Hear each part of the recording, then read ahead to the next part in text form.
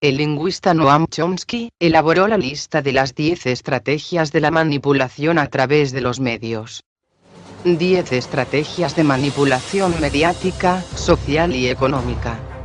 Noam Chomsky, una de las voces clásicas de la disidencia intelectual durante la última década, ha compilado una lista con las 10 estrategias más comunes y efectivas a las que recurren las agendas ocultas para establecer una manipulación de la población a través de los medios de comunicación. Históricamente, los medios masivos han probado ser altamente eficientes para moldear la opinión pública. Gracias a la publicidad mediática y a la propaganda, se han creado o destrozado movimientos sociales, justificado guerras, matizado crisis financieras, incentivado unas corrientes ideológicas sobre otras, e incluso se da el fenómeno de los medios como productores de realidad dentro de la psique colectiva.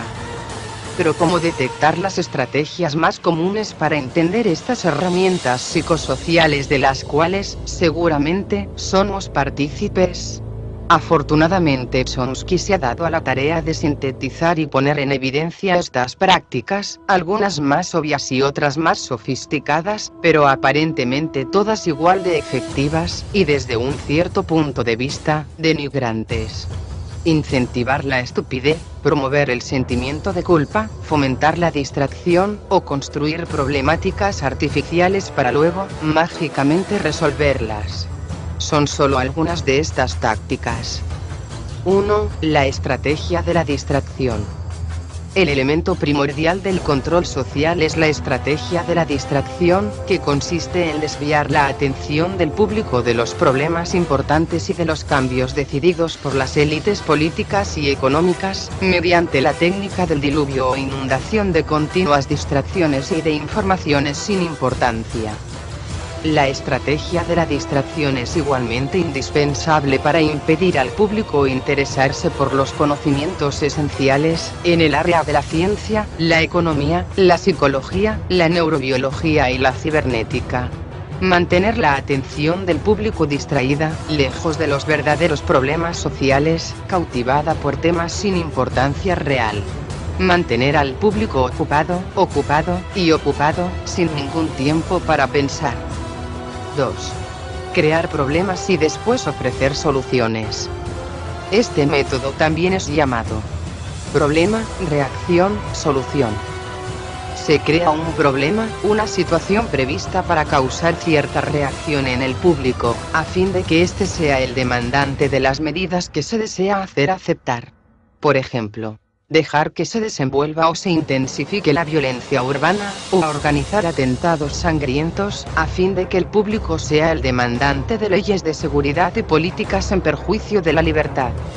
O también, crear una crisis económica para hacer aceptar como un mal necesario el retroceso de los derechos sociales y el desmantelamiento de los servicios públicos. 3. La estrategia de la gradualidad. Para hacer que se acepte una medida inaceptable, basta aplicarla gradualmente, poco a poco, por años consecutivos. Es de esa manera que condiciones socioeconómicas radicalmente nuevas, neoliberalismo, fueron impuestas durante las décadas de 1980 y 1990. Estado mínimo, privatizaciones, precariedad, flexibilidad laboral, desempleo en masa, salarios que ya no aseguran ingresos decentes. ¿Nos suena, verdad? Tantos cambios hubieran provocado una revolución si hubiesen sido aplicados de una sola vez y no de forma gradual como se ha hecho. 4. La estrategia de diferir.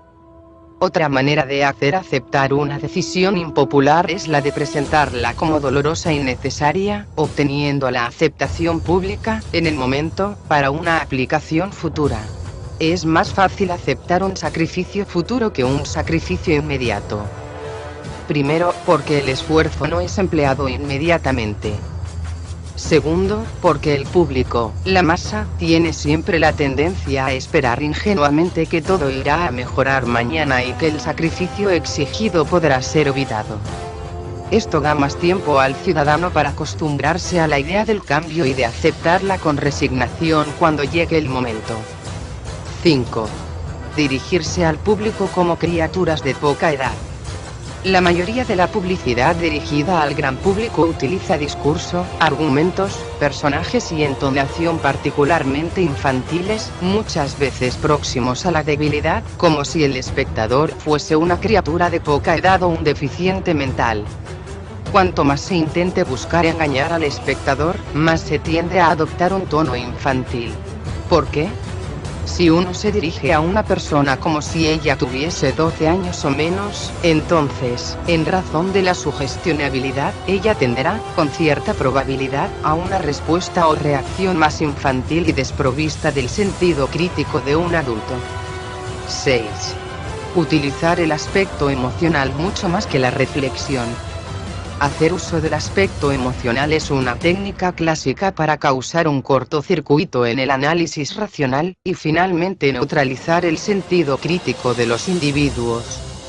Por otra parte, la utilización del registro emocional permite abrir la puerta de acceso al inconsciente para implantar o insertar ideas, deseos, miedos y temores, compulsiones, o a inducir determinados comportamientos. 7. Mantener al pueblo en la ignorancia y la mediocridad. Hacer que el público sea incapaz de comprender las tecnologías y los métodos utilizados para su control y su esclavitud. La calidad de la educación dada a las clases sociales inferiores debe ser la más pobre y mediocre posible, de forma que la distancia entre estas y las clases altas permanezca inalterable en el tiempo y sea imposible de alcanzar una auténtica igualdad de oportunidades para todos. 8. Estimular al público a ser complaciente con la mediocridad. Promover al público a creer que es moda el hecho de ser vulgar e inculto, mal hablado, admirador de gente sin talento alguno, a despreciar lo intelectual, exagerar el valor del culto al cuerpo y el desprecio por el espíritu. 9. Reforzar la autoculpabilidad. Hacer creer al individuo que solamente él es el culpable de su propia desgracia, por causa de la insuficiencia de su inteligencia, de sus capacidades o de sus esfuerzos. Así, en lugar de rebelarse contra el sistema económico y social, el individuo se autoevalúa, se autoinculpa, lo que genera un estado depresivo, uno de cuyos efectos es la inhibición de su acción. Y sin acción, no habrá reacción ni revolución. 10. Conocer a los individuos mejor de lo que ellos mismos se conocen. En el transcurso de los últimos 50 años, los avances acelerados de la ciencia han generado una creciente brecha entre los conocimientos del público y los conocimientos poseídos y utilizados por las élites dominantes. Gracias a la biología, la neurobiología y la psicología aplicada, el sistema ha disfrutado de un conocimiento avanzado del ser humano, tanto de forma física como psicológicamente. El sistema ha conseguido conocer mejor al individuo común de lo que él se conoce a sí mismo. Todo esto significa que, en la mayoría de los casos, el sistema ejerce un control mayor y un gran poder sobre los individuos, mayor que el de los individuos sobre sí mismos.